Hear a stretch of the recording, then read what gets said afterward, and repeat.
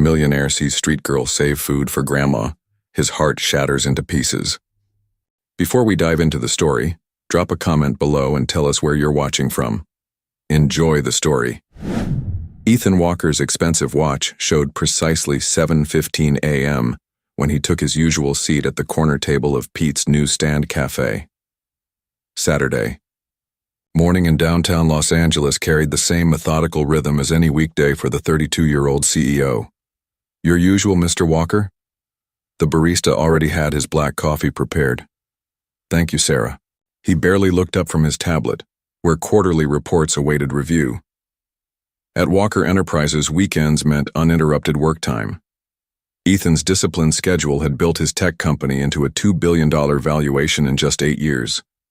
Forbes had recently featured him as the Calculator, a nickname he secretly appreciated for its accuracy.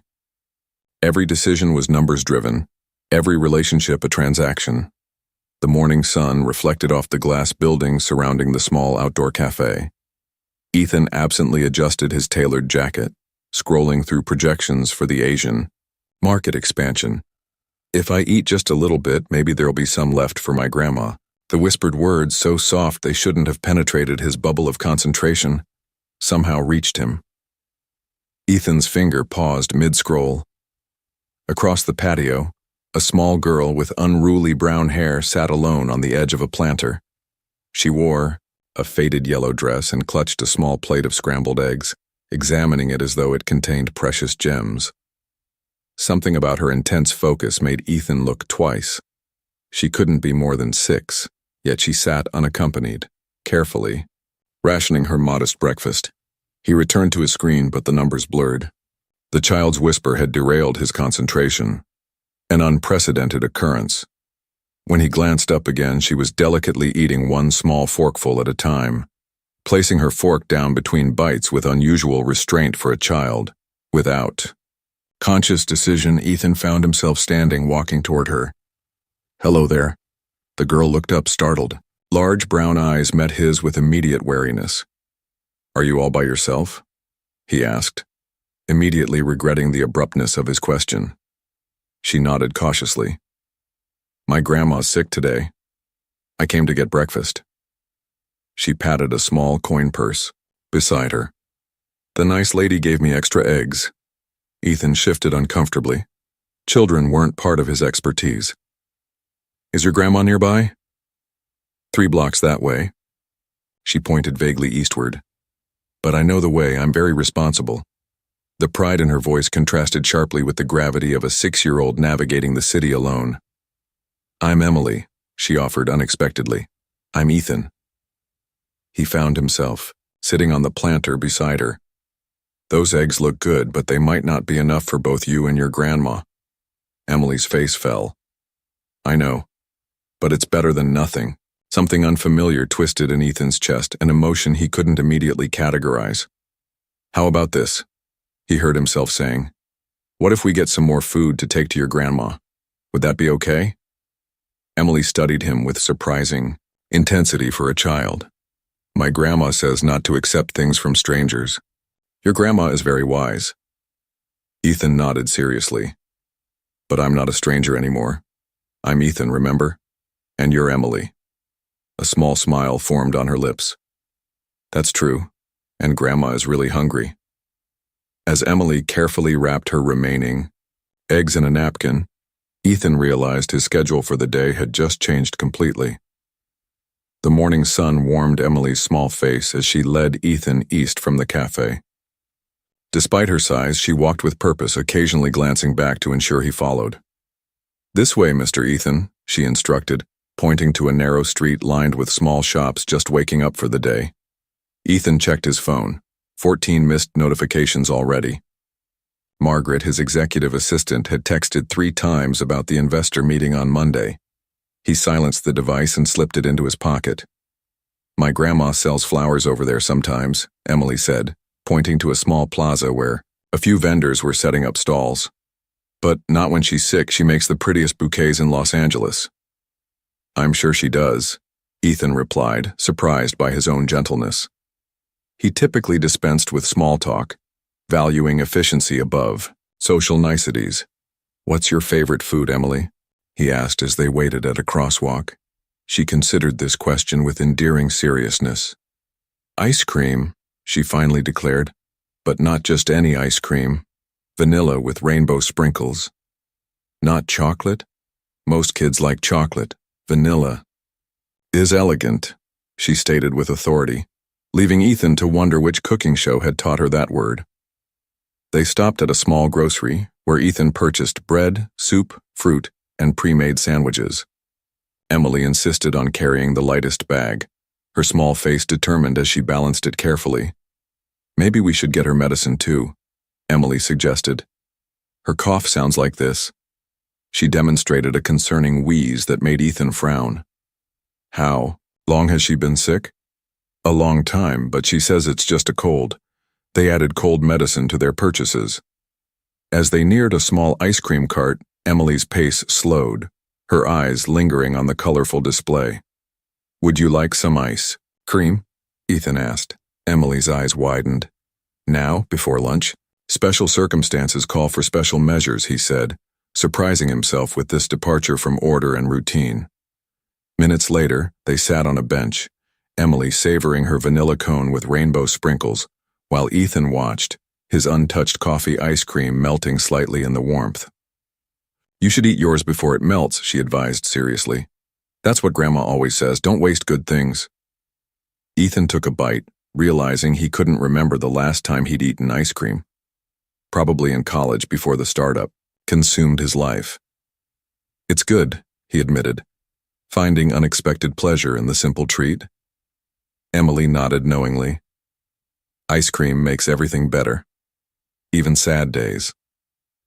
As they resumed walking, Emily's small hand found his, a gesture so natural, he didn't think to question it. They turned into a neighborhood of modest apartment buildings, some with small container gardens on balconies and children's toys visible through windows. "We're almost there," Emily announced as they approached a blue building with a small but well-tended patch of flowers by the entrance. "Grandma lives on the 3rd floor." Climbing the stairs, Ethan felt an unexpected nervousness. What was he doing here, following a child he'd just met to deliver groceries? This spontaneity was entirely out of character. Emily knocked on a worn, painted light blue. "Grandma, I brought breakfast and I made a new friend." The door opened slowly, revealing an elderly woman with silver-streaked hair and tired eyes that suddenly widened in shock. "Ethan?" she whispered. "Margaret." He replied, equally stunned, the grocery bags nearly slipping from his grasp. Time seemed to freeze in the narrow hallway. Ethan felt as though he'd been suddenly transported back 22 years, to the echoing corridors of St. Catherine's Children's Home. The face before him was older, lined with years and worry, but the kind eyes remained unmistakable, eyes that had once watched over him when nobody else would. "You two know each other?" Emily asked, her small voice breaking the spell. Margaret grasped the doorframe for support. "Yes, sweetheart," she managed, her gaze never leaving Ethan's face. I knew Ethan when he was a little boy, not much older than you." "From the orphanage," Ethan said, his voice sounding strange to his own ears. The word felt foreign on his tongue. He'd spent years ensuring it never appeared in his carefully crafted biography. Emily's eyes widened. "Grandma worked at an orphanage? With kids who didn't have mommies and daddies?" Margaret nodded slowly, then stepped back. "Please come in. Don't stand in the hallway."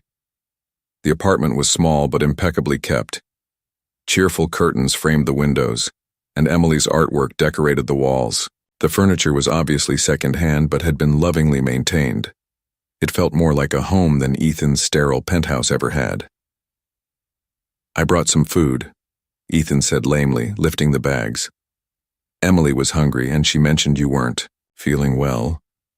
"Emily," Margaret's voice sharpened slightly, "did you go all the way to the cafe by yourself again, after I specifically asked you not to?" The little girl studied her shoes. "You were coughing a lot in your sleep, and there wasn't any bread left." Margaret closed her eyes briefly, torn between concern and understanding. "We'll discuss this later." She turned to Ethan, uncertainty clouding her features. I don't know what to say. After all these years. You disappeared, Ethan said, the words escaping before he could filter them. One day you were there, and the next, nothing. Not even goodbye. Margaret flinched. I wanted to explain. Can I have a sandwich, Grandma? Emily interrupted, unaware of the tension.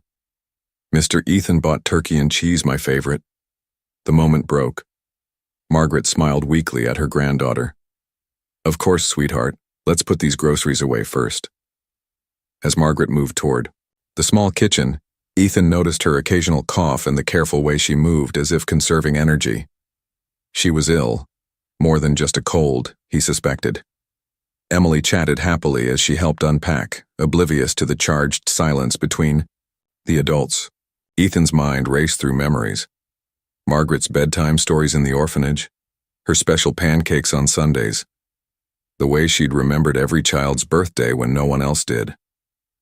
I can explain, Margaret said quietly when Emily went to wash her hands, though I don't expect you to understand. They told me you'd resigned, Ethan replied, keeping his voice level. That you'd found a better opportunity. A bitter smile crossed Margaret's face. Is that what they said? I was fired, Ethan. Budget cuts. They gave me 24 hours to leave the staff housing. But you didn't say goodbye. To any of us. Margaret's eyes glistened. They wouldn't let me. Said it would disrupt the children's routine. As if vanishing would somehow be better. Before Ethan could respond, Emily returned, proudly carrying plates to the small table. Mr. Ethan is staying for lunch, right? She asked, setting a third place without waiting for an answer. Ethan glanced at Margaret, who gave a slight nod. I'd be honored, he said, surprising himself with how much he meant it. The sandwich tasted better than anything Ethan had eaten at the 5-star restaurants he frequented. Perhaps it was the company. Emily dominated the conversation, flitting between topics with childish abandon. Her school, her friends, the stray cat that visited their window sometimes. Margaret spoke little, occasionally dabbing at her nose with a tissue. Her cough was concerning, a deep rattle that suggested something more serious than a cold. Why are you working today, Mr. Ethan? Emily asked suddenly. Grandma says Saturday is for fun, not work. Some people don't know how to have fun, Margaret said softly, her eyes meeting Ethan's with a knowing look. I've always enjoyed working, Ethan replied defensively. Even when you were little? Emily pressed. Ethan paused, caught off guard.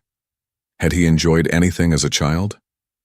Before the tech company, before business school, even before the foster family that eventually took him in, what had brought him joy? He used to draw, Margaret said unexpectedly. Buildings, machines, quite impressive for a 9-year-old. Ethan stared at her, stunned that she remembered. When lunch ended, Emily insisted on showing Ethan her collection of rocks and seashells. As she led him to her tiny bedroom, Margaret cleared the dishes, waving away his offer to help. Emily's room was a child's sanctuary, walls covered with her artwork, a small shelf of worn but cherished books, and a bedspread featuring cartoon dolphins.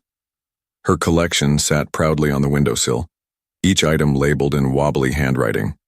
This one's from the beach, she explained, holding up a smooth stone. And this shell sounds like the ocean. She held it to his ear, watching expectantly until he nodded in confirmation. Returning to the living room, they found Margaret sitting wearily on the sofa, a hand pressed to her chest. Grandma? Emily's voice held immediate concern. Just tired. Sweetheart, Margaret assured her. Why don't you read for a bit while I talk with Mr. Ethan? Once Emily was settled with a book, Margaret turned to Ethan. I appreciate the food, but you didn't need to do that. It wasn't charity, he said quickly. Small smile crossed her lips. You always were proud, Margaret. He hesitated. Your cough sounds serious. Have you seen a doctor? She looked away. Healthcare is expensive when you're between jobs. Between jobs? The restaurant where I was head chef closed 3 months. Ego. Corporate buyout. Her hands, which Ethan remembered as always busy, cooking, mending, comforting, twisted in her lap. I've been selling flowers, taking odd catering jobs. It's temporary. Ethan reached for his wallet. Let me help for old time's sake. Margaret's expression hardened. I don't want your money, Ethan. It's just help, he insisted, pulling out his checkbook. You need medical attention. What I need is my dignity, she replied firmly. I'm not looking for handouts, even from someone I once considered family. The word family hit Ethan like a physical blow. Family was a concept he'd abandoned long ago, replacing it with achievements, acquisitions, stock, options. Then what can I do? He asked, genuinely at a loss. Margaret studied him, her gaze penetrating as it had been when he was a boy trying to hide a broken rule. Why are you really here, Ethan? You've become exactly what you always wanted. Successful, wealthy, independent. What could an old woman and a child possibly offer you? Ethan had no answer. His carefully constructed world of metrics and outcomes had no formula for this situation. For the first time in years, he faced a question to which spreadsheets and algorithms provided no solution. Emily looked up from her book. Are you coming back tomorrow, Mr. Ethan? His eyes met Margaret's across the room. Behind her stern exterior, he glimpsed vulnerability and perhaps hope. If that would be all right, he said cautiously. Margaret's nod was nearly imperceptible, but it was enough. The Walker Enterprises Tower dominated the Los Angeles skyline, a gleaming monument to success and innovation. But as Ethan drove away from Margaret and Emily's apartment, the building seemed to mock him from a distance. 27 floors of glass and steel that had consumed his life for the past decade, yet suddenly felt hollow. His penthouse was exactly as he'd left it that morning, immaculate, designer-furnished, and utterly lifeless. No drawings on the refrigerator, no well-worn furniture bearing the imprints of those who loved it. No small voice asking impossible questions. Ethan loosened his tie and poured himself a scotch he didn't really want. His phone had accumulated 43 notifications during his absence from the digital world. None seemed important now. Instead of addressing them, he found himself kneeling before a storage closet, pulling out boxes he hadn't opened since moving in 3 years ago. In the third box, beneath college textbooks and business awards, he found what he was looking for. A small battered tin box. Inside were the few mementos he'd kept from his childhood. A marble, a ticket stub from his first baseball game with his foster family, and at the bottom, folded carefully, a photograph. It showed a Christmas celebration at St. Catherine's. Younger versions of children whose names he'd mostly forgotten stood around a modestly decorated tree. In the background, partially cropped, stood Margaret. She wasn't looking at the camera but at the children, her expression one of genuine affection. Ethan studied the picture, wondering when exactly he had decided that success meant severing all connections to his past. When had he determined that vulnerability was weakness? When had numbers replaced people in the equation of his life? He tucked the photo into his wallet and began searching online for information about Margaret's medical symptoms. By midnight, he had compiled a list of possible conditions, potential treatments, and specialists in the Los Angeles area. It wasn't a solution, but it was a start. Sunday morning found him at his laptop researching something entirely different: restaurant, industry data for the Los Angeles market. When his executive assistant called, he surprised her by asking her to postpone Monday's investor meeting. Are you feeling well, Mr. Walker? She asked, concern evident in her voice. Actually, I've never felt better, he replied, and was surprised to realize it was true. Later that afternoon, Ethan arrived at Margaret and Emily's apartment with a small potted plant, an orchid that the florist had assured him was both elegant and difficult to kill. Emily greeted him with enthusiasm that seemed disproportionate to their brief acquaintance. Mr. Ethan, did you bring more ice cream? She asked hopefully. Not today, he smiled. But I did bring something for your grandmother. Margaret accepted the plant with gracious skepticism. You didn't need to do that. I wanted to, he replied simply. How are you feeling? Better, she said, though the shadows under her eyes suggested otherwise. Emily had already grabbed Ethan's hand. Can we go to the park? Please, Grandma. Mr. Ethan hasn't seen the ducks yet. Margaret hesitated, weighing her energy levels against her granddaughter's excitement. I'd be happy to take her, Ethan offered, if you trust me. Something flickered in Margaret's eyes, a memory, perhaps, of a younger Ethan whom she had indeed trusted. The park at the end of the block, she conceded. 1 hour. Emily knows the rules. No talking to strangers, no going near the water without a grown-up, and always stay where you can see me, Emily recited dutifully. The park was modest but well-maintained, with a small pond where several ducks glided serenely across the water. Emily chattered nonstop, pointing out her favorite bench, the best climbing tree, and the spot where she'd once found a magic feather. Watching her feed the ducks with pieces of bread he'd purchased from a nearby vendor, Ethan felt a peculiar lightness. When was the last time he'd spent an hour doing something with no productive purpose? Something that wouldn't advance his career or increase his net worth.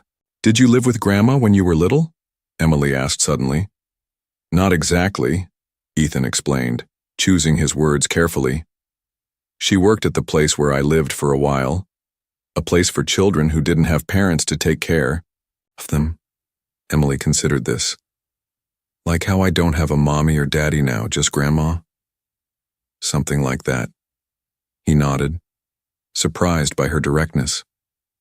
What happened to your mommy and daddy? Ethan had rehearsed the answer to this question years ago, perfecting a concise response that satisfied curiosity without inviting pity. But looking at Emily's innocent face, the polished narrative felt wrong. My mother left when I was very small, he said honestly, and my father died when I was 6. That's how old I am, Emily exclaimed. 6 1/4. It was a difficult time, Ethan continued. But your grandmother made it better. She remembered everyone's birthday. She made special pancakes shaped like animals on Sundays. Emily's eyes widened. She makes elephant pancakes for me too, with banana slices for ears.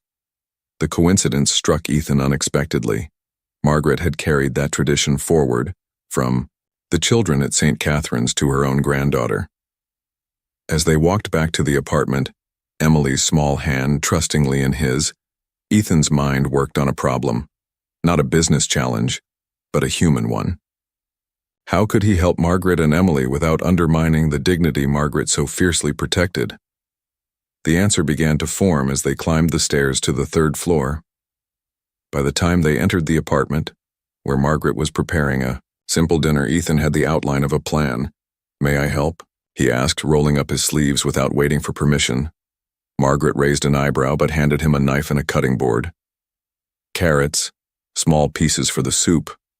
They worked in comfortable silence for a few minutes. The only sounds, Emily's humming as she set the table and the rhythmic chopping of vegetables. Your restaurant, Ethan said finally. The one that closed. What was it like? Margaret's hands slowed their work. La Maison Bleue, French-inspired but accessible. I was the head chef for almost 10 years. Was it successful? Before the corporate buyout? We had a loyal clientele, she said with quiet pride. Nothing fancy but good, honest food. People came back week after week. Ethan nodded, processing this information. There's a small commercial space for lease in the downtown arts district. It used to be a cafe, but the owner retired. The kitchen is already set up. Margaret gave him a sharp look. Why would that interest me? Because, Ethan said, choosing his words carefully, I've been thinking about diversifying my investments. Restaurant properties have good returns in the right location, but I don't know the first thing about running a restaurant. And I do, Margaret stated flatly. You do, he agreed. I provide the capital, you provide the expertise. A business partnership, not charity. Margaret set down her spoon, her expression unreadable. A partnership implies equal risk and equal reward. You'd be putting in sweat equity, Ethan countered. Your knowledge, your recipes, your management. I'd put in the financial investment. We split the profits. I'm 63, Ethan. Starting a restaurant is a young person's game. Age brings experience. Authenticity. 2 qualities lacking in most new LA restaurants. Margaret shook her head, but Ethan could see she was considering it. And Emily? I can't work restaurant hours with a 6-year-old. We could create a space for her at the restaurant after school, Ethan suggested, and arrange the schedule around her needs. That's the advantage of being the owner rather than an employee. Emily, who had been pretending not to listen, could contain herself no longer. Our own restaurant? Really? Can I help? Too? Please, Grandma. Margaret shot Ethan a look that clearly said, "Now look what you've done." It's just an idea, he said mildly. Think about it. Later, as Ethan prepared to leave, Margaret walked him to the door, leaving Emily absorbed in a drawing of what appeared to be a very large restaurant with a rainbow over it. Why are you doing this? Margaret asked quietly, her eyes searching his face. Is it guilt? Nostalgia? Ethan considered the question carefully. When you disappeared from St. Catherine's, I felt abandoned. Again. I promised myself I'd never depend on anyone else for anything. And how has that worked out for you? He smiled ruefully. I built a billion-dollar company. I have everything I thought I wanted. But yesterday Emily showed me a rock collection, and I felt more genuinely happy than I have in years. He paused. I'm not doing this for you, Margaret. I think I'm doing it for me. Margaret studied him for a long moment, then nodded slowly. I'll think about your proposal. No promises. That's all I ask, Ethan replied, knowing that in the business world, I'll think about it was often the first step toward yes. The Walker Enterprises Tower dominated the Los Angeles skyline, a gleaming monument to success and innovation. But as Ethan drove away from Margaret and Emily's apartment, the building seemed to mock him from a distance. 27 floors of glass and steel that had consumed his life for the past decade, yet suddenly felt hollow. His penthouse was exactly as he'd left it that morning, immaculate, designer-furnished, and utterly lifeless. No drawings on the refrigerator, no well-worn furniture bearing the imprints of those who loved it. No small voice asking impossible questions. Ethan loosened his tie and poured himself a scotch he didn't really want. His phone had accumulated 43 notifications during his absence from the digital world. None seemed important now. Instead of addressing them, he found himself kneeling before a storage closet, pulling out boxes he hadn't opened since moving in 3 years ago. In the third box, beneath college textbooks and business awards, he found what he was looking for. A small, battered tin box. Inside were the few mementos he'd kept from his childhood. A marble. A ticket stub from his first baseball game with his foster family. And at the bottom, folded carefully, a photograph. It showed a Christmas celebration at St. Catherine's. Younger versions of children whose names he'd mostly forgotten stood around a modestly decorated tree. In the background, partially cropped, stood Margaret. She wasn't looking at the camera but at the children, her expression one of genuine affection. Ethan studied the picture, wondering when exactly he had decided that success meant severing all connections to his past. When had he determined that vulnerability was weakness? When had numbers replaced people in the equation of his life? He tucked the photo into his wallet and began searching online for information about Margaret's medical symptoms. By midnight, he had compiled a list of possible conditions, potential treatments, and specialists in the Los Angeles area. It wasn't a solution, but it was a start. Sunday morning found him at his laptop, researching something entirely different: restaurant, industry data for the Los Angeles market. When his executive assistant called, he surprised her by asking her to postpone Monday's investor meeting. Are you feeling well, Mr. Walker? She asked, concern evident in her voice. Actually, I've never felt better, he replied, and was surprised to realize it was true. Later that afternoon, Ethan arrived at Margaret and Emily's apartment with a small potted plant, an orchid that the florist had assured him was both elegant and difficult to kill. Emily greeted him with enthusiasm that seemed disproportionate to their brief acquaintance. Mr. Ethan, did you bring more ice cream? She asked hopefully. Not today. He smiled. But I did bring something for your grandmother. Margaret accepted the plant with gracious skepticism. You didn't need to do that. I wanted to, he replied simply. How are you feeling? Better, she said, though the shadows under her eyes suggested otherwise. Emily had already grabbed Ethan's hand. Can we go to the park? Please, Grandma? Mr. Ethan hasn't seen the ducks yet. Margaret hesitated, weighing her energy levels against her granddaughter's excitement. I'd be happy to take her, Ethan offered. If you trust me? Something flickered in Margaret's eyes, a memory perhaps of a younger Ethan whom she had indeed trusted. The park at the end of the block, she conceded. 1 hour. Emily knows the rules. No talking to strangers, no going near the water without a grown-up, and always stay where you can see me. Emily recited dutifully. The park was modest but well-maintained, with a small pond where several ducks glided serenely across the water. Emily chattered nonstop, pointing out her favorite bench, the best climbing tree, and the spot where she'd once found a magic feather. Watching her feed the ducks with pieces of bread he'd purchased from a nearby vendor, Ethan felt a peculiar lightness. When was the last time he'd spent an hour doing something with no productive purpose? Something that wouldn't advance his career or increase his net worth.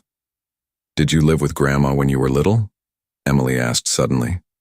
Not exactly, Ethan explained, choosing his words carefully. She worked at the place where I lived for a while. A place for children who didn't have parents to take care of them. Emily considered this. Like how I don't have a mommy or daddy now, just Grandma? Something like that. He nodded, surprised by her directness. What happened to your mommy and daddy? Ethan had rehearsed the answer to this question years ago, perfecting a concise response that satisfied curiosity without inviting pity, but looking at Emily's innocent face, the polished narrative felt wrong. My mother left when I was very small, he said honestly, and my father died when I was 6. That's how old I am, Emily exclaimed. 6 1/4. It was a difficult time, Ethan continued, but your grandmother made it better. She remembered everyone's birthday. She made special pancakes shaped like animals on Sundays. Emily's eyes widened. She makes elephant pancakes for me too, with banana slices for ears. The coincidence struck Ethan unexpectedly. Margaret had carried that tradition forward from the children at St. Catherine's to her own granddaughter. As they walked back to the apartment, Emily's small hand trustingly in his, Ethan's mind worked on a problem, not a business challenge, but a human one. How could he help Margaret and Emily without undermining the dignity Margaret so fiercely protected? The answer began to form as they climbed the stairs to the 3rd floor. By the time they entered the apartment, where Margaret was preparing a simple dinner, Ethan had the outline of a plan. May I help? He asked, rolling up his sleeves without waiting for permission. Margaret raised an eyebrow but handed him a knife and a cutting board. Carrots, small pieces for the soup. They worked in comfortable silence for a few minutes, the only sounds Emily's humming as she set the table and the rhythmic chopping of vegetables. Your restaurant, Ethan said finally. The one that closed. What was it like? Margaret's hands slowed their work. La Maison Bleue, French-inspired but accessible. I was the head chef for almost 10 years. Was it successful? Before the corporate buyout? We had a loyal clientele, she said with quiet pride. Nothing fancy, but good, honest food. People came back week after week. Ethan nodded, processing this information. There's a small commercial space for lease in the downtown arts district. It used to be a cafe, but the owner retired. The kitchen is already set up. Margaret gave him a sharp look. Why would that interest me? Because, Ethan said, choosing his words carefully, I've been thinking about diversifying my investments. Restaurant properties have good returns in the right location. But I don't know the first thing about running a restaurant. And I do, Margaret stated flatly. You do, he agreed. I provide the capital, you provide the expertise. A business, partnership, not charity. Margaret set down her spoon, her expression unreadable. A partnership implies equal risk and equal reward. You'd be putting in sweat equity, Ethan countered. Your knowledge, your recipes, your management. I'd put in the financial investment. We split the profits. I'm 63, Ethan. Starting a restaurant is a young person's game. Age brings experience, authenticity, two qualities lacking in most new LA restaurants. Margaret shook her head, but Ethan could see she was considering it. And Emily? I can't work restaurant hours with a 6-year-old. We could create a space for her at the restaurant after school, Ethan suggested, and arrange the schedule around her needs. That's the advantage of being the owner rather than an employee. Emily, who had been pretending not to listen, could contain herself no longer. Our own restaurant? Really? Can I help too? Please, Grandma. Margaret shot Ethan a look that clearly said, "Now look what you've done." "It's just an idea," he said, mildly. "Think about it." Later, as Ethan prepared to leave, Margaret walked him to the door, leaving Emily absorbed in a drawing of what appeared to be a very large restaurant with a rainbow over it. "Why are you doing this?"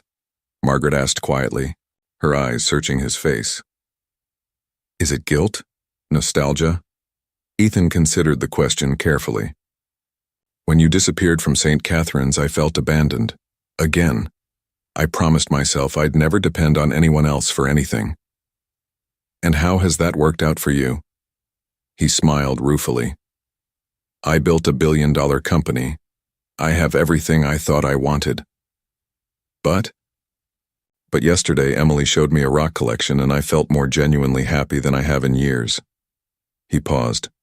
"I'm not doing this for you, Margaret. I think I'm doing it for me." Margaret studied him for a long moment, then nodded slowly. "I'll think about your proposal. No promises." "That's all I ask," Ethan replied, knowing that in the business world, "I'll think about it" was often the first step toward yes. A week passed before Margaret called.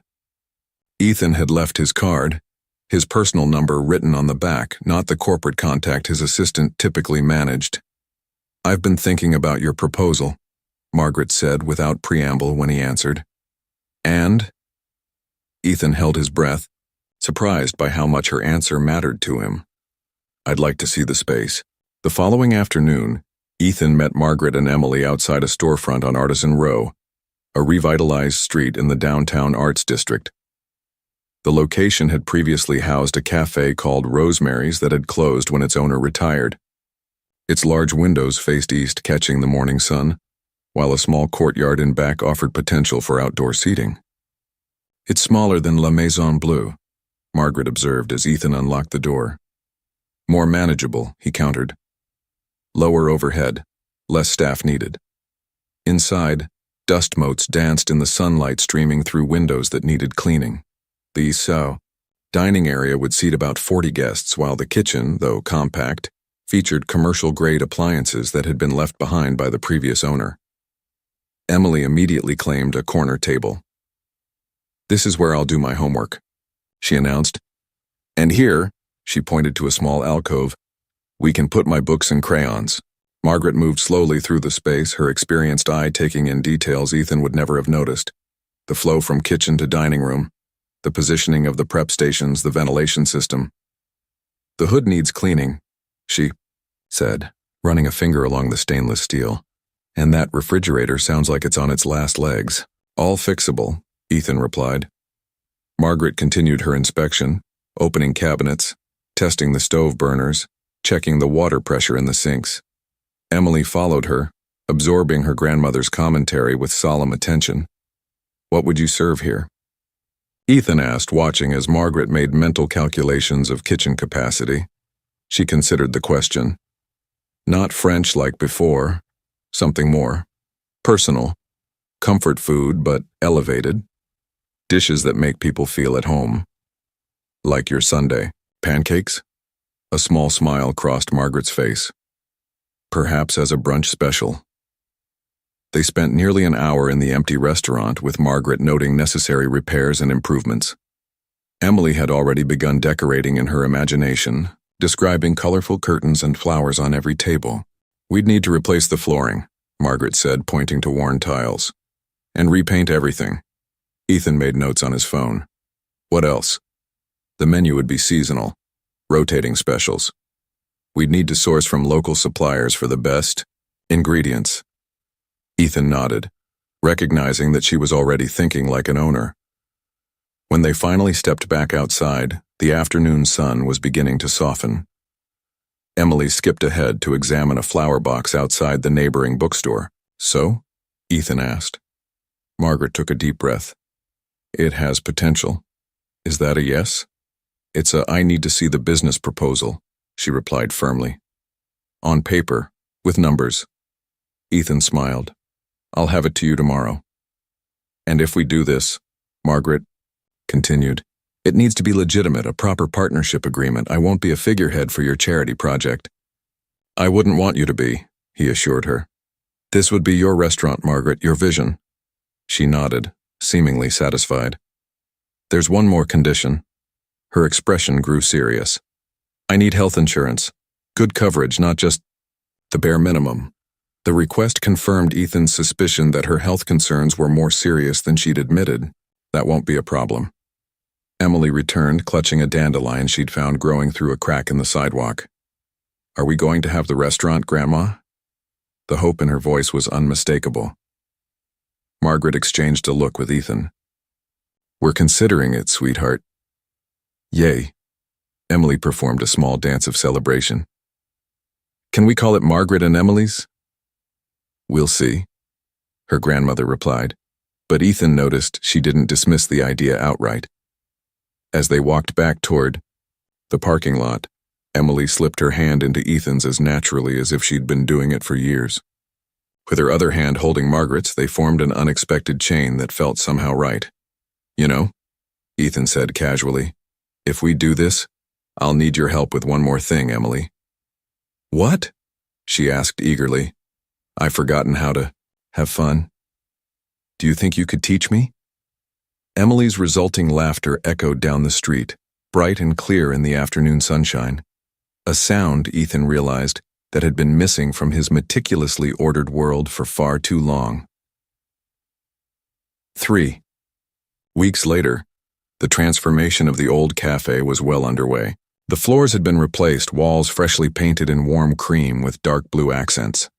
Colors Margaret had selected after considerable deliberation. Ethan found himself spending mornings at Walker Enterprises and afternoons at the restaurant site, often rolling up his sleeves to work alongside the contractors. Today he was helping install pendant lights over what would become the dining area. A little to the left, Margaret directed from below, her critical eye ensuring perfect placement. Since agreeing to the partnership, she had embraced the project with unexpected vigor. Her cough had improved following a visit to a pulmonologist, one of Ethan's non-negotiable conditions before signing their formal agreement. "Is this the light for table 6? Emily asked seriously, consulting the notebook where she recorded important restaurant business. Kindergarten was out for summer, and she'd appointed herself official project assistant. "That's right," Ethan confirmed, adjusting the fixture. "The one with the blue rim?" The door chimed as a delivery arrived.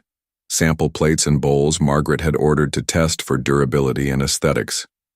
Emily rushed to inspect them, carefully unpacking each piece as if it were treasure. "Your executives keep calling," Margaret noted, glancing at Ethan's phone which buzzed with yet another message. "Don't you need to get back?" Ethan shrugged. "They can handle things, I've delegated." Margaret raised an eyebrow. "The Ethan I remember never delegated anything. Even as a 9-year-old, you insisted on tying your own shoes when they kept coming undone." "People change," he replied, though the observation made him smile. "Some things stay the same, though," Margaret mused.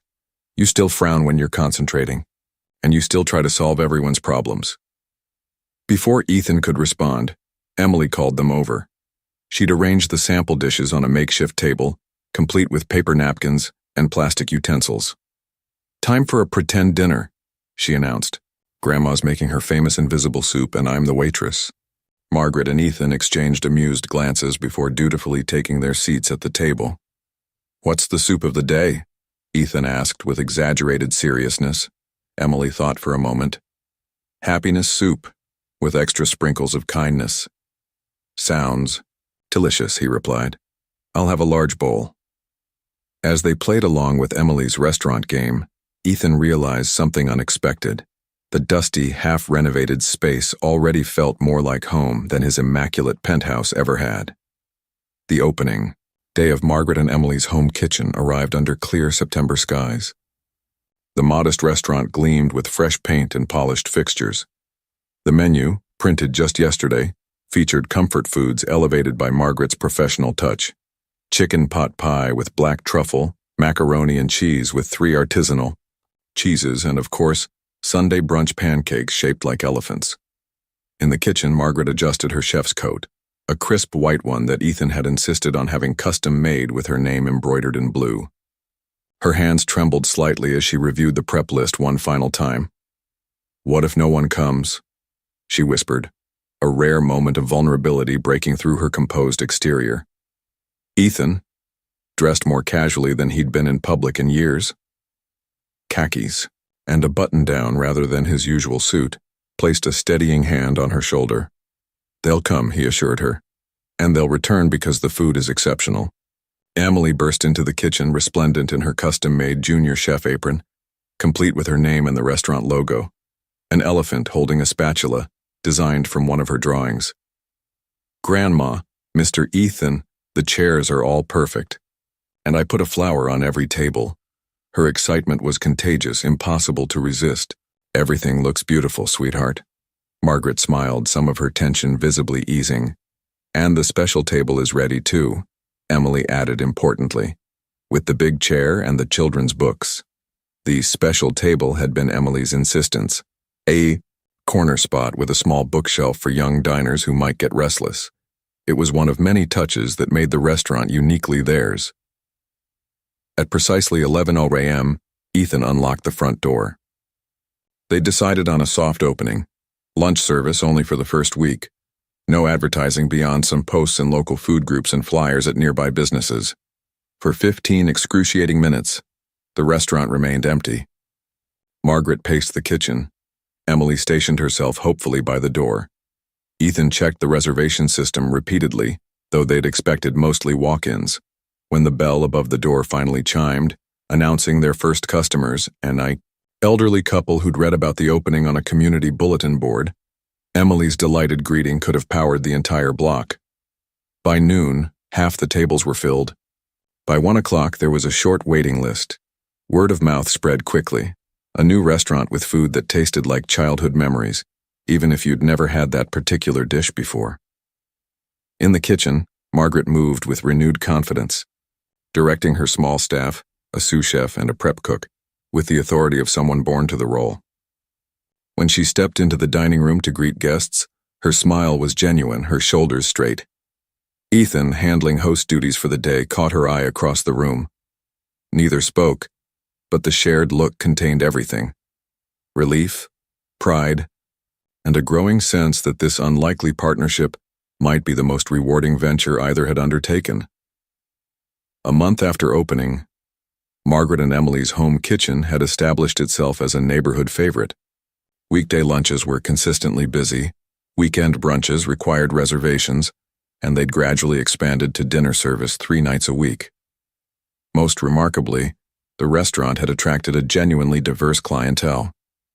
Tables were filled with everyone from hipsters seeking authentic dining experiences to families drawn by the child-friendly atmosphere, from business people who appreciated the high-quality food served efficiently to elderly residents who found the comfort foods reminiscent of their own pasts.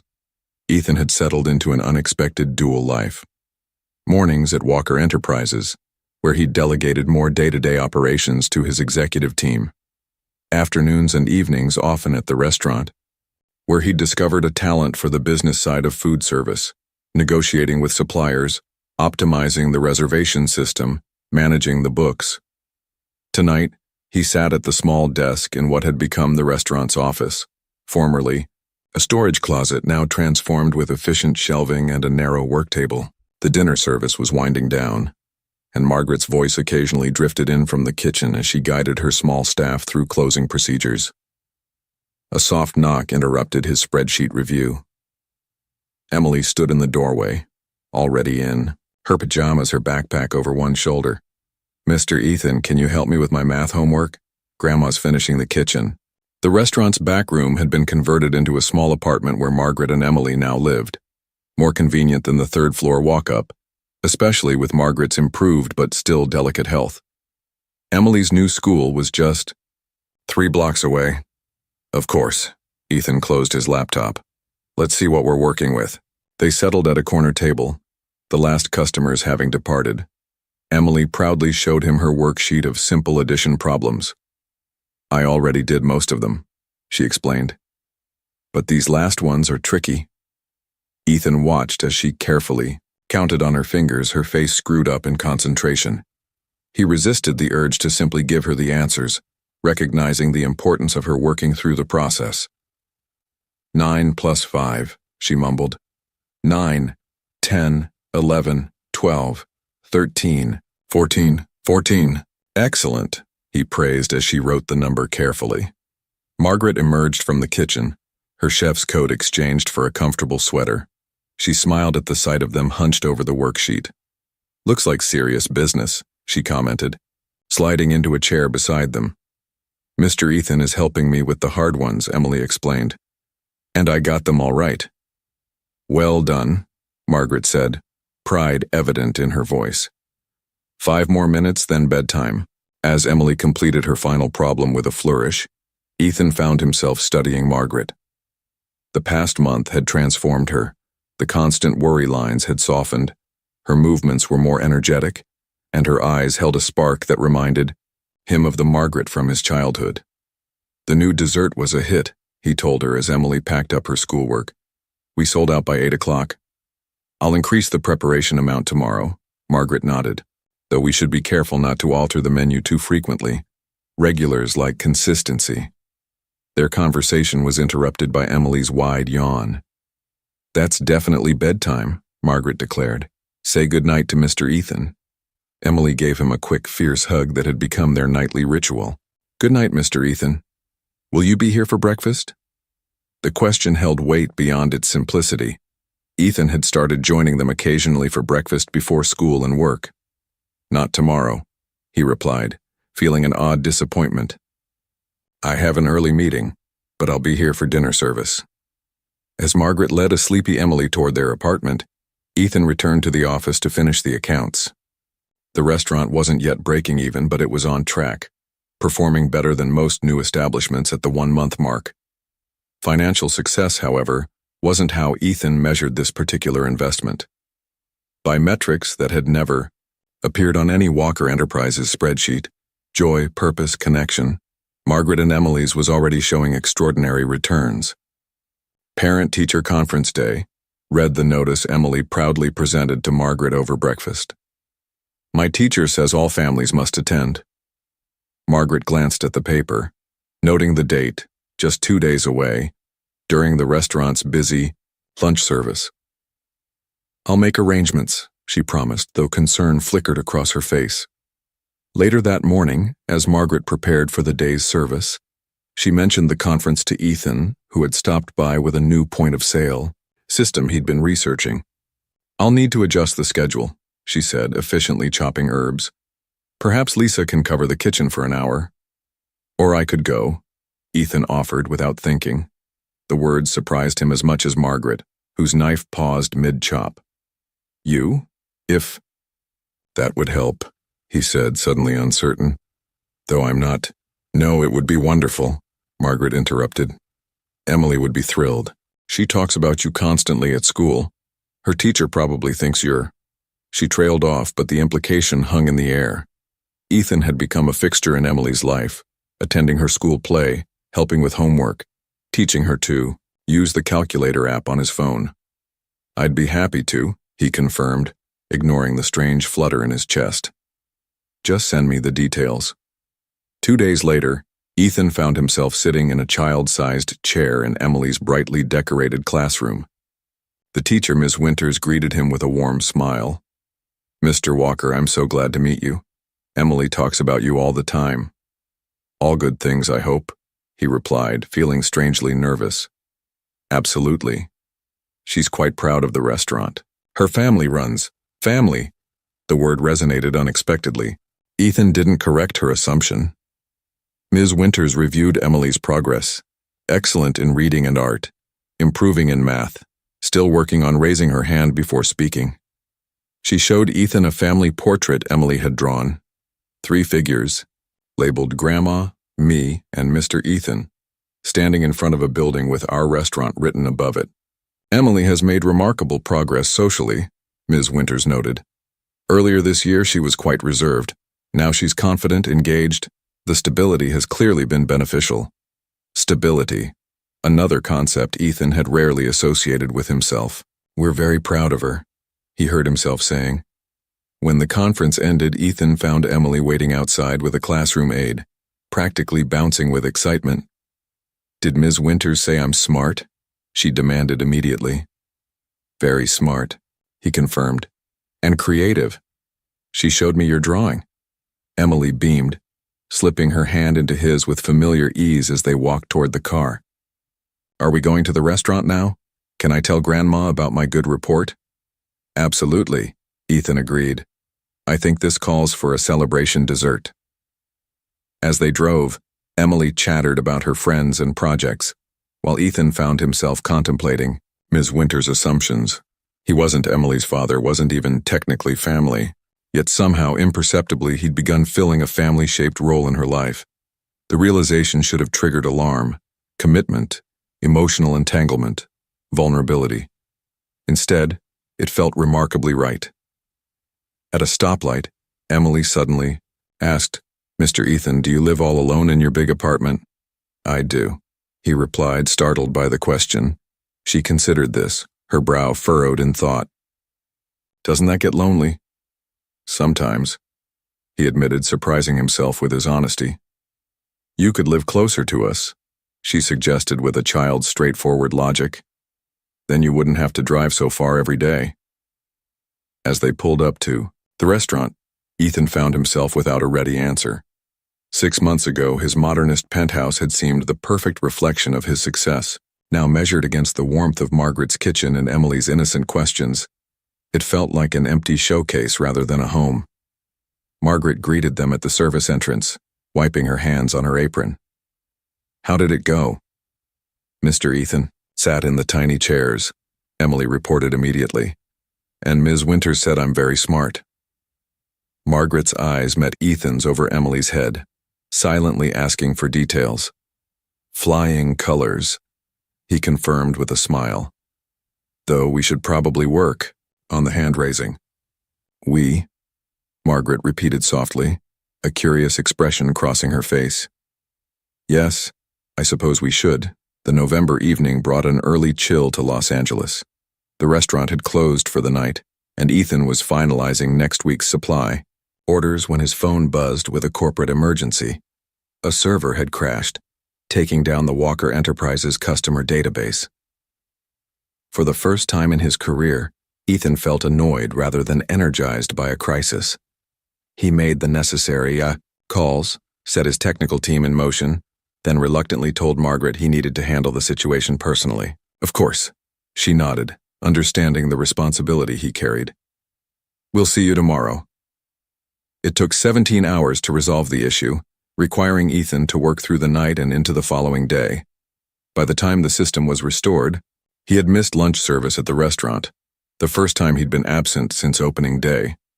Exhausted, he drove to Margaret and Emily's, rather than his penthouse, needing to see the place even if service was ending. The restaurant had become his touchstone, a reality check against the digital abstraction of his corporate world. He found Margaret sitting alone at a back table, staring at an envelope. Her expression stopped him cold.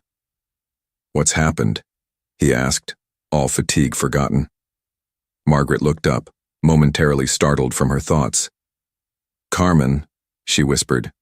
"She's back." "Carmen? Emily's mother. My daughter." Margaret's hands trembled as she held out the envelope. "She left this with one of the servers today." Ethan took the envelope gingerly. Inside was a handwritten letter and a photograph of a younger woman with Emily's eyes and Margaret's determined jawline. The letter was straightforward but emotional. Carmen explained that she had left Emily because she was fleeing an abusive relationship. Her ex-partner had threatened to harm Emily to control her, so she'd made the heartbreaking choice to disappear, believing distance would keep her daughter safe. Now, with the man imprisoned for unrelated charges, she felt it was finally safe to return. "She's been watching us," Margaret said, her voice hollow. "She saw the restaurant, saw Emily, saw you. She thinks." Margaret couldn't finish, but Ethan understood. Carmen had observed him with Emily and drawn conclusions about his role in their lives. "What are you going to do?" he asked gently. "What can I do?" Margaret's voice broke. "She's Emily's mother. She has rights." "Does the letter say what she wants?" "To meet, to explain in person, to reconnect with Emily." Ethan sat beside her, processing the implications. "And you? What do you want?" "I want Emily to be happy," Margaret said immediately. "I want." She paused, gathering strength. "I want my daughter back. I never stopped loving her, even when I was so angry at her choices. But I'm terrified, Ethan. What if she takes Emily away? What if she disappears again?" The vulnerability in Margaret's voice struck Ethan deeply. This woman who had weathered so much, who had rebuilt her life from nothing, was facing her deepest fear. "We'll figure this out," he said firmly. "Together." "We?" Margaret looked at him, questions in her eyes. "Yes, we." Ethan took her hand, feeling the calluses from years of cooking, the strength beneath the trembling. "You're not alone in this, Margaret. But Carmen is Emily's mother and I'm someone who cares deeply about both of you," he interrupted. "Someone who isn't going anywhere." Margaret's eyes welled with tears. "What will we tell Emily? She barely remembers Carmen." "The truth," Ethan said simply. "As gently as we can. And then we'll take it one step at a time." As they sat in the quiet restaurant, hands clasped across the table, Ethan realized the corporate crisis that had seemed so urgent mere hours ago had faded to insignificance. This fragile, complicated human connection was what truly mattered. The choice to include himself in Margaret's "we" hadn't been calculated or considered. It had been instinctive, honest.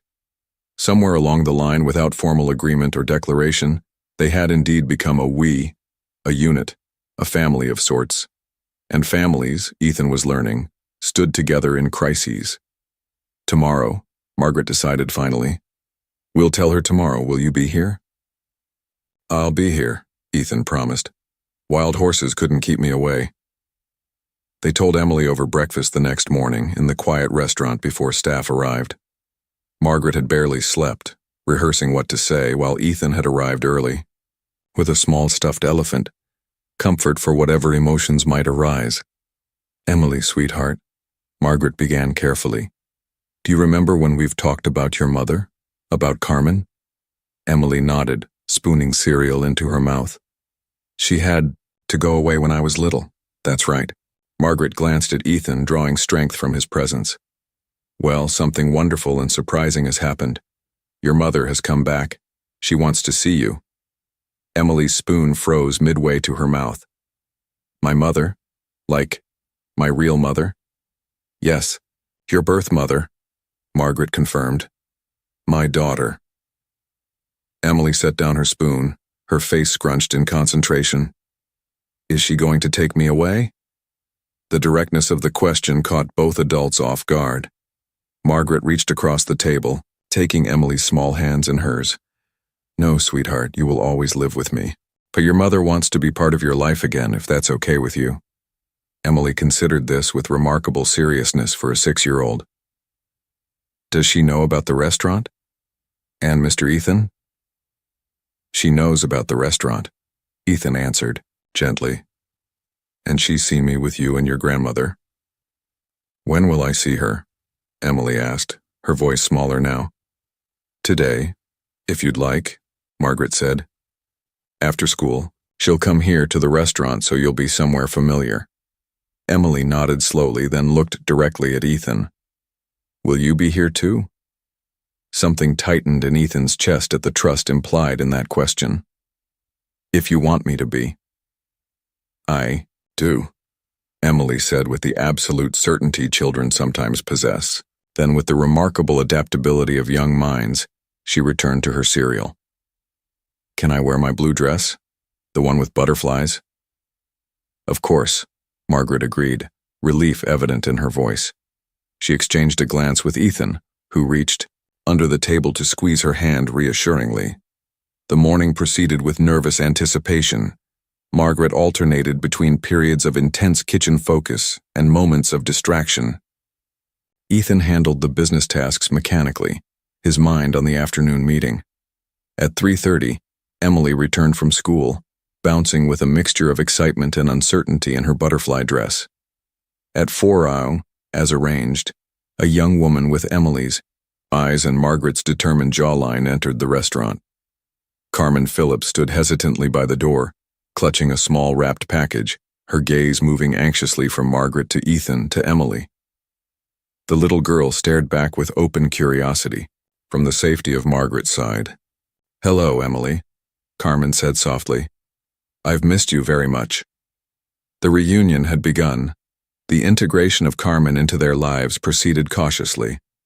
After the initial meeting, awkward but ultimately hopeful, a routine began to form.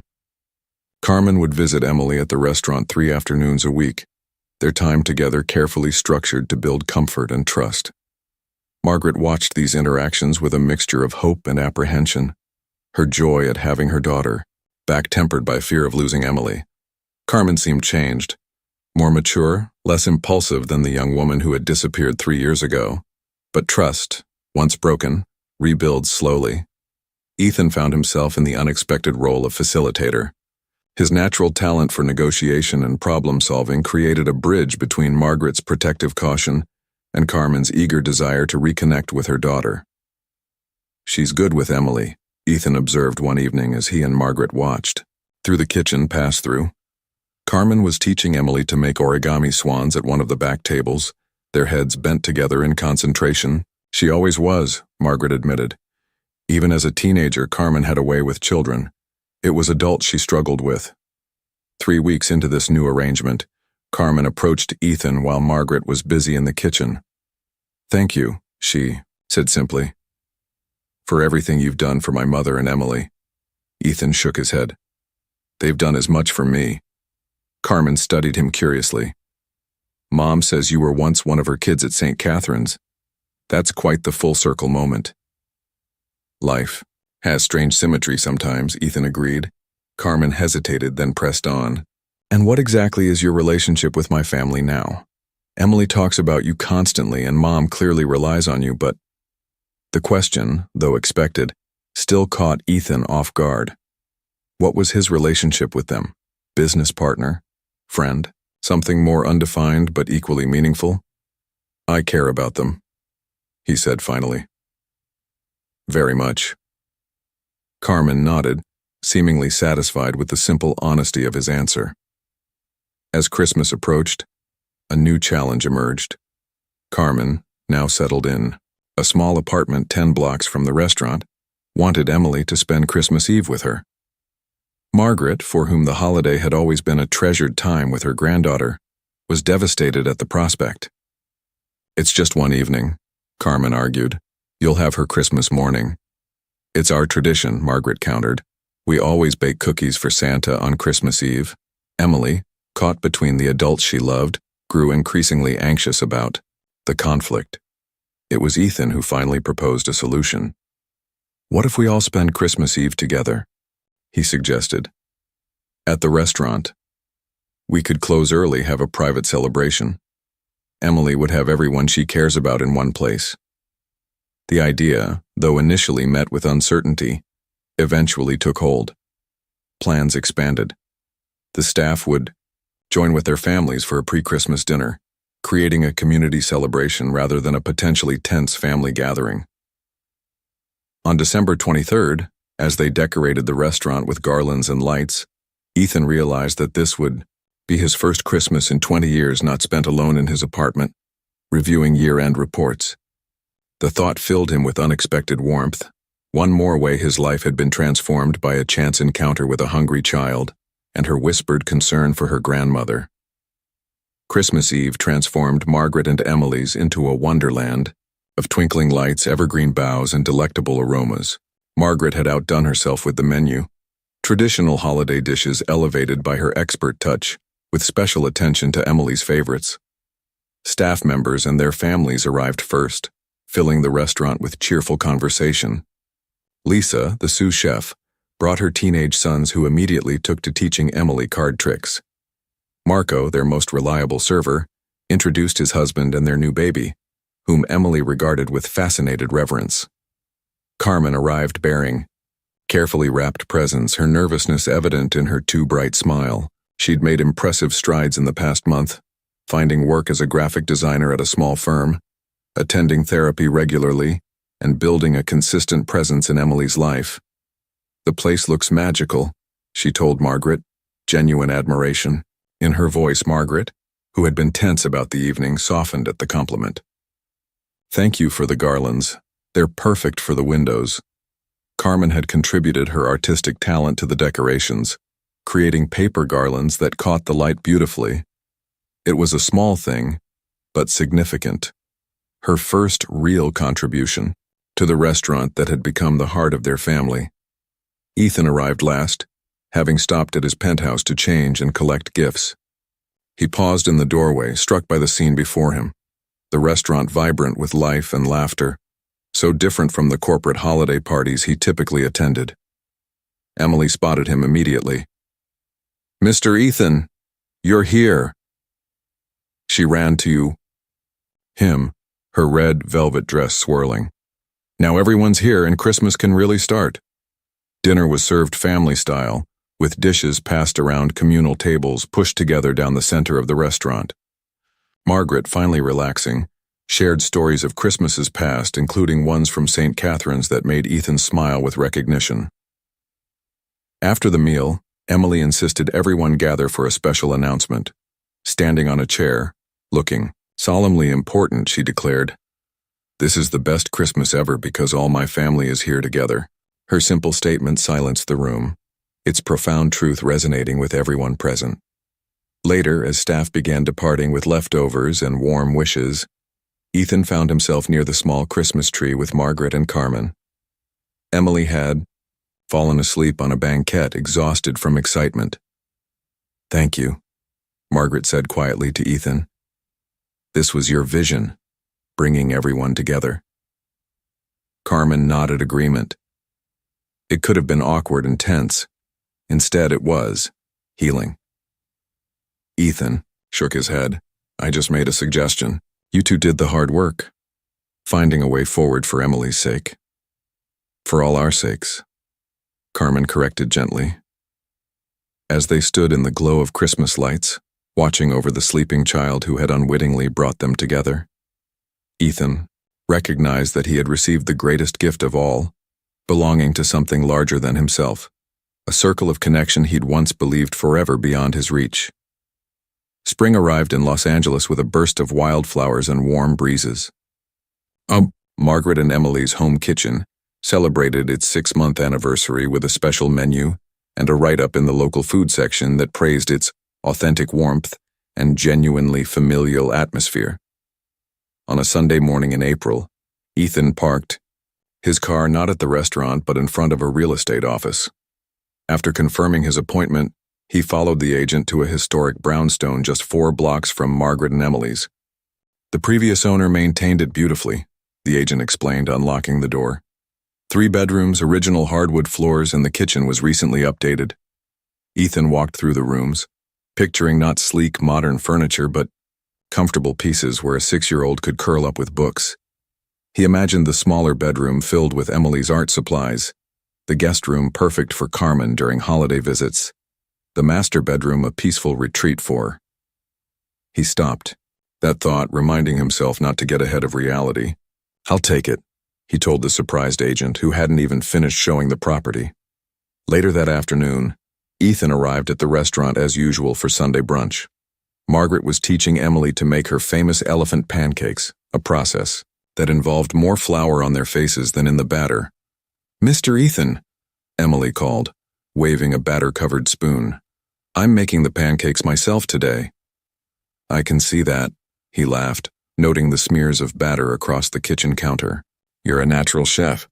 Margaret smiled at him over Emily's head, a soft expression that had become increasingly common between them. You're just in time. Emily insists you need to taste test her creation.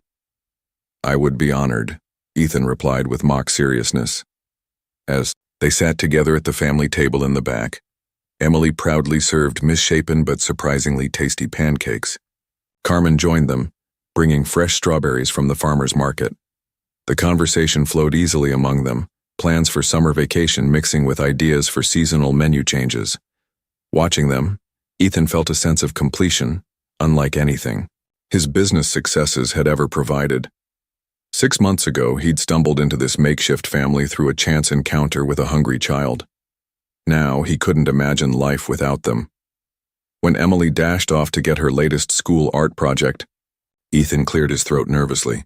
I've been thinking, he began, addressing both Margaret and Carmen. My penthouse is ridiculously far from here, and I spend most of my time at the restaurant anyway. Margaret watched him with curious eyes, while Carmen hid a knowing smile behind her coffee cup. I've purchased a house nearby, he continued. It's more space than I need, really. 3 bedrooms, a garden. He trailed off, suddenly uncertain. Margaret reached across the table, taking his hand. Are you asking what I think you're asking, Ethan? I'm asking if you might consider a new arrangement. All of us. A real home.